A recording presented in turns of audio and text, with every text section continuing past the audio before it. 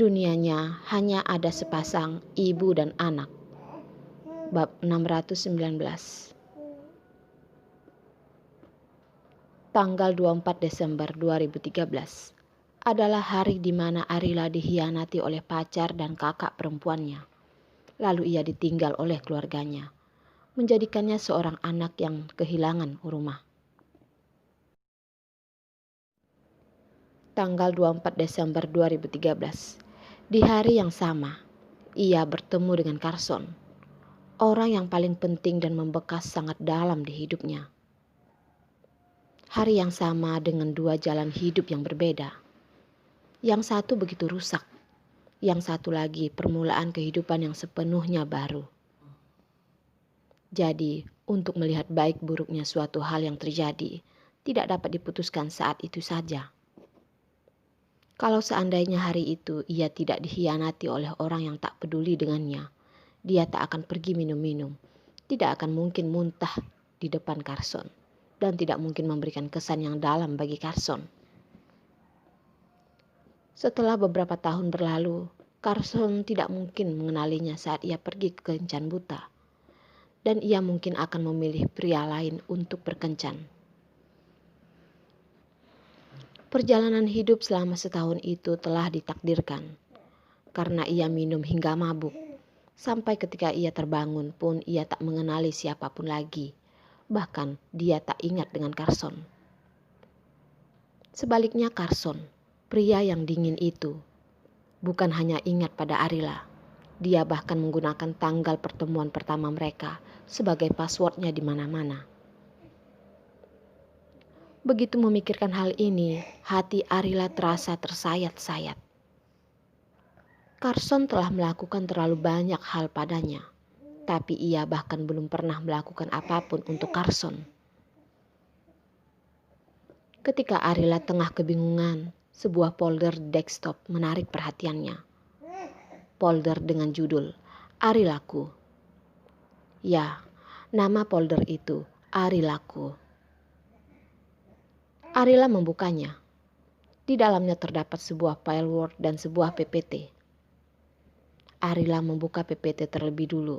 Setelah membukanya, muncullah foto-fotonya. Foto-fotonya tampil selembar demi selembar, dan setiap foto ada keterangan.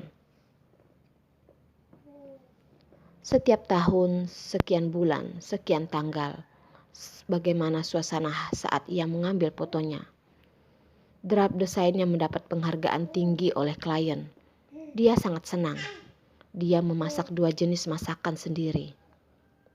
Atau seperti tahun sekian bulan, sekian tanggal, dan sekian tahun. Hari ini mood Arila sedang tidak baik. Ia tidak bersuara sedikit pun. Ia tidak berbicara satu patah kata pun. Setiap foto, entah ia sedang senang atau sedih, ada dalam PPT itu dan diberi keterangan dengan jelas, membuat orang yang melihatnya tersentuh. Satu persatu foto ditampilkan, sampai di bagian akhir ketika tidak ada foto lagi, muncullah sebuah kalimat sederhana. Hari ini, hari ke-30, Arila meninggalkanku, hatiku pun ikut pergi selama 30 hari. Membaca kalimat itu, Arila kembali ke foto sebelumnya. Ternyata, tanggalnya adalah tanggal 30 hari sebelum kalimat itu. Jadi bisa dikatakan bahwa setelah 30 hari Arila menghilang, 30 hari pula Carson tidak menyentuh folder itu. Tapi yang terpenting bukan bahwa dia tidak menyentuh folder ini, tapi adalah bagaimana Carson bisa bertahan selama 30 hari ini. Arila kembali melihat ke slide setelahnya untuk melihat kelanjutannya. Tapi Carson hanya mencatatkan sebaris kalimat ini mengenai kepergiannya. Tidak ada yang lain lagi. Di belakang file itu, seluruhnya adalah foto Arila. Deskripsi foto itu juga tidak lagi ditulis sendiri oleh Carson, melainkan ditulis oleh Arila. Setiap kalimat itu selalu diakhiri dengan kalimat yang sama. Orila sayang. Meskipun ibu tidak lagi di sisimu, tapi kasih sayang ibu padamu tidak berkurang. Sejak foto pertama Orila hingga foto terakhirnya, setiap kalimat selalu diakhiri dengan kalimat itu. Melihat sampai di sini, hati Arila menjadi begitu bergejolak dan sakit. Apa yang Carson lakukan padanya jauh melebihi apa yang ia bayangkan, meskipun ia tidak pernah mengatakannya. Banyak orang memberitahunya, setelah 3 tahun sejak kepergiannya, Carson hidup dengan pahit. Ia yang begitu kuat rupanya hampir ikut terhilang karena kehilangan dirinya. Arila mendengar semua ini dari orang lain. Carson tidak pernah mengatakan apapun padanya. Ini semua adalah rekod yang dibuatnya sendiri. Bukan hanya soal dia dan Orila, bahkan tidak ada sedikit pun catatan tentang Carson. Tidak, ada juga tentang dirinya, tapi ia hanya menjadi pelengkap. Entah itu berdiri di belakangnya atau berdiri di belakang Orila. Di hadapan kedua ibu dan anak itu, keberadaannya hanyalah sepintas mata belaka. Semakin memikirkannya, hati Arila semakin nyeri. Dia tak ingin Carson terluka karena dirinya. Dia mau sungguh-sungguh melindungi Carson. Bukan untuk menghindarinya, melainkan berdiri di sampingnya dan menjaganya.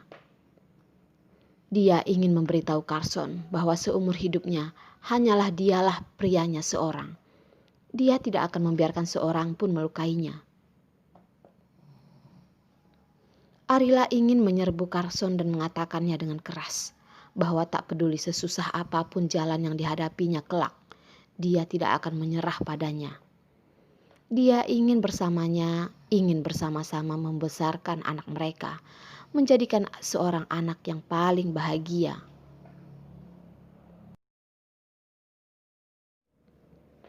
Arila bangkit berdiri, tapi karena terlalu bersemangat, sementara kedua kakinya masih lemas. Ia pun spontan berlutut, tapi ia tak mempedulikan hal itu lagi.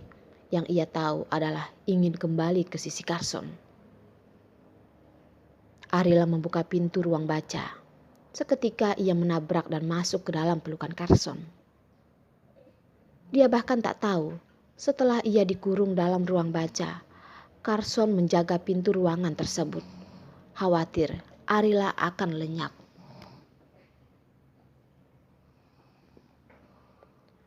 Melihat pria di hadapannya, Arila segera mengulurkan tangan dan memeluknya erat. Carson, maaf. Carson merangkulnya, tubuhnya mengejang. Aku sama dengan Orila. Kami tidak ingin mendengar permintaan maafmu, kata Carson. Arila minta maaf padanya karena ingin memberitahunya bahwa ia juga tak mengerti mengapa ia terus bersikeras untuk pergi. Carson tidak ingin mendengar pernyataan ini. Karena itu ia juga tak ingin mendengarnya mengucapkan kata maaf. Kedepannya, aku tidak akan lagi mengatakan ingin meninggalkanmu dan Orila. Kalian berdua adalah orang yang paling kukasihi. Bagaimana mungkin aku tega meninggalkan kalian? Dia sungguh bodoh. Carson sudah mengatakan padanya dengan sangat jelas, tapi ia bahkan tetap tak mengerti. Arila, apa katamu? Carson sampai tak berani mempercayai telinganya sendiri. Begitu berhadapan dengan Arila, ia baru bisa merasa tak percaya diri. Arila yang berada di pelukannya terus menangis, sambil mengucapkan sekali lagi dengan yakin. Ku bilang, kedepannya sekalipun kau mengusirku pergi, jangan pikir aku akan pergi dari sisimu. Aku ingin terus berada di sisimu dan Orila. Tidak akan berpisah lagi dari kalian. Sebenarnya ia sendiri sudah sangat jelas tahu isi hatinya. Hanya saja beberapa kejadian yang terjadi membuatnya takut. membuatnya tak memiliki keberanian untuk menghadapinya. Meskipun ia pernah menjadi sangat lemah dan pengecut seperti itu, tapi tolong percayalah padanya. Dia tak akan melakukannya lagi. Carson ternyata masih tak pasti. Dia bertanya lagi. Apakah pikiranmu sudah jernih? Arila menjawab. Tidak. Tidak. Carson seperti berencana mengoyak orang. Ingin rasanya ia mengoyak Arila. Arila mengusap-usap pelan di pelukannya. Sambil menghapus air mata, ia berkata, aku tidak berpikir jernih. Yang ku tahu, aku hanya ingin tetap di sisimu. Tak peduli apapun yang terjadi, kita akan hadapi bersama. Melihat sikap Arila yang tiba-tiba berubah, Carson masih tak terlalu bergembira. Bahkan ia berpikir bahwa wanita ini sedang bermain akal. Sengaja membuat cengkramannya longgar sehingga ia bisa diam-diam melarikan diri. Carson, apa kau tidak menginginkannya? Akhirnya Arila menyadari sikap Carson yang tampak tak senang. Carson berkata dengan suara berat. Arila, setiap kata yang kukatakan padamu itu sangat serius. Jika kau berani menganggapnya main-main, aku pasti tidak akan membiarkanmu.